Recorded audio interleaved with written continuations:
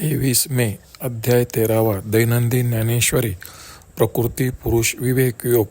अलंकापुरी पुण्यभूमी पवित्रम तेथे नांदतो ज्ञानराजा सुपात्र तया आठविता महापुण्यराशी नमस्कार माझा सद्गुरू श्री ज्ञानेश्वरांसी. ओवी क्रमांक 151 पासून पुढे.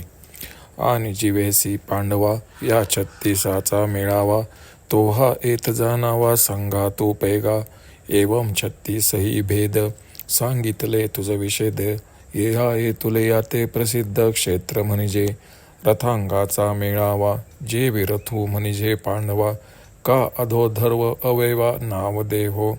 करी तुरंग समाजे सेना नाम निभजे का वाक्य म्हणिपती पुंजे अक्षरांचे का जळधरांचा मेळावा वाच्य होय आभाळा नाना लोका सगळा नाम सग का स्नेह सूत्रवन्नी मेळू एकेची स्थानी धैर्ये तो जनी दीपू होय तैसी 36 ये तत्वे मिळती जेने एक तत्वे तेने समूह परतत्वे क्षेत्र म्हणिपे आणि वाहतेने भौतिके पाप पुण्य येथे पिके म्हणून आम्ही कौतुके क्षेत्र म्हणू आणि एकाचे निमते देह म्हणती याते परी असो हे अनंते नामे या पे परतत्वा आरोते स्थावरा आणतो ते जे काही होते जाते ते क्षेत्राची हे परी सूर नर उरगी घडत आहे योनी विभागी ते गुण कर्मसंगी पडिले साते हेच गुण विवंचना पुढा म्हणी पेल अर्जुना प्रस्तुत आता तुझ ज्ञाना रूप दावू क्षेत्र तव सविस्तर सांगितले सविकार म्हणून आता उदार ज्ञान ऐके जया ज्ञाना लागी गगन गिळता ती योगी स्वर्गाची आडवंगी ओमरोडोनी न करीती सिद्धीची चाड न धरिती रुद्धीची भीड योगा ऐसे दुवाड हेळसिती तपो दुर्गे ओलांडित कृतुकोटी ओवांडित उलथूनी सांडित कर्मवल्ली नाना भजन मार्गी धावत उघडिया अंगी एक रिगताती सुरंगी सुषुप्नेचिया ऐसी जिये ज्ञानी मुनीश्वरांची उतांनी वेद तरुच्या पानोवानी हिंडताती देईल गुरु सेवा या बुद्धी पांडवा जन्मशतांचा सांडोवा टाकीत जे जया ज्ञानाची रिगवणी अविद्ये उणे आणि जीवात्मया बुझावणी मांडून दे जे इंद्रियांची द्वारे आडी प्रवृत्तीचे पाय मोडी जे दैन्याची फेडी मानसांचे द्वैताचा दुकाळू पाहे साम्याचे सुयाने होय जया ज्ञानाची सोय ऐसे करी मदाचा ठावो चिपुसी जे महामोहाते ग्रासी नेदी अपपरू ऐसी भाष उरे जे संसाराते उन्मळी संकल्प पंकु पाखाळी अनावराते वेटाळी नेयाते जे जयाचे निजालेपणे पांगुळा होय जे प्राणे जयाचे निविंदाने जग हे चेष्टे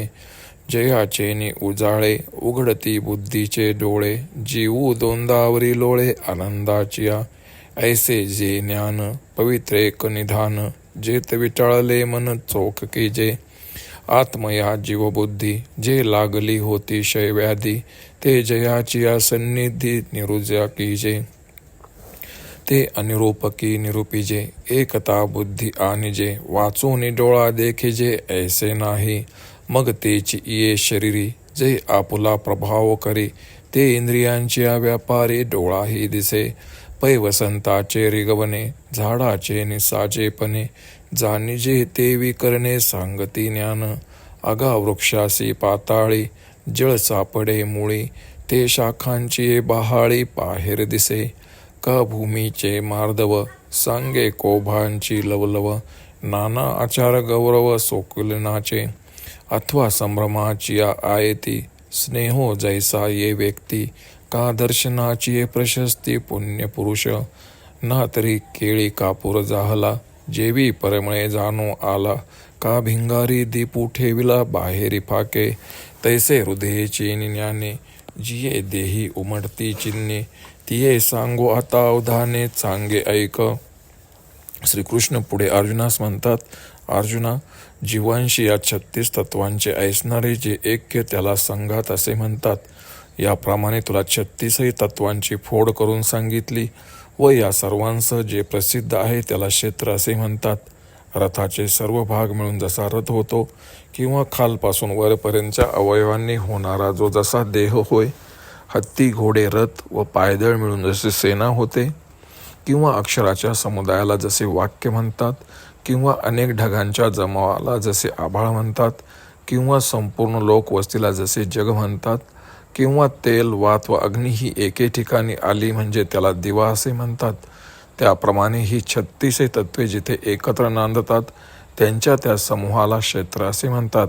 आणि या भौतिक शरीराद्वारे घडणाऱ्या व्यापाराने जिथे पाप व पुण्य मिळतात, उत्पन्न होतात, म्हणून आम्ही याला कौतुकाने क्षेत्र किंवा शेत असे रूपकाने म्हणतो.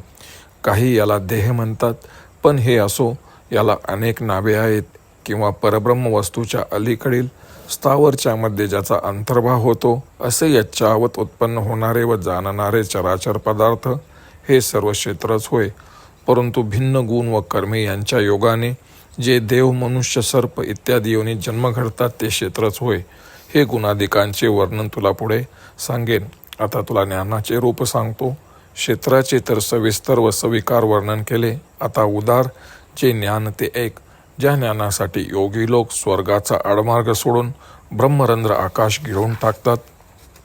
सिद्धीची चाड बाळगत नाही, वृद्धीची भीड ठेवीत नाही आणि योगासारख्या साधनाची ते पर्वा करीत नाही, ज्यासाठी कठीण तपे ओलांडून कोट्यवधी यज्ञ ओवाळून टाकून कर्मकांड रूपी वल्ली उपटून टाकतात, कित्येक उपासना मार्गी उघड्या अंगानेच वागतात, काही सुषुम्नीच्या गुप्त मार्गाने जातात, ज्या ज्ञानाच्या प्रबळ इच्छेने मोठमोठे ऋषीमुनी वेदादी ग्रंथातून त्याचा शोध करतात, गुरुची सेवा केल्याने त्याची प्राप्ती होईल या भावनेने तिजवरून शेकडो जन्माची पुण्यही वळून टाकतात, ज्या ज्ञानाची प्राप्ती झाली असता अविद्येचा नाश होऊन जीव व आत्मा याच विषयी समजूत पडते, जीवत्व मिथ्या असून आत्मा किंवा ब्रह्म हेच जीवाचे तात्विक स्वरूप आहे असे पडते,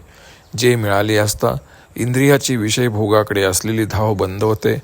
कर्ममार्गाकडील इच्छा लुळी पडते व मनाचे दैन्य नाहीसे होते,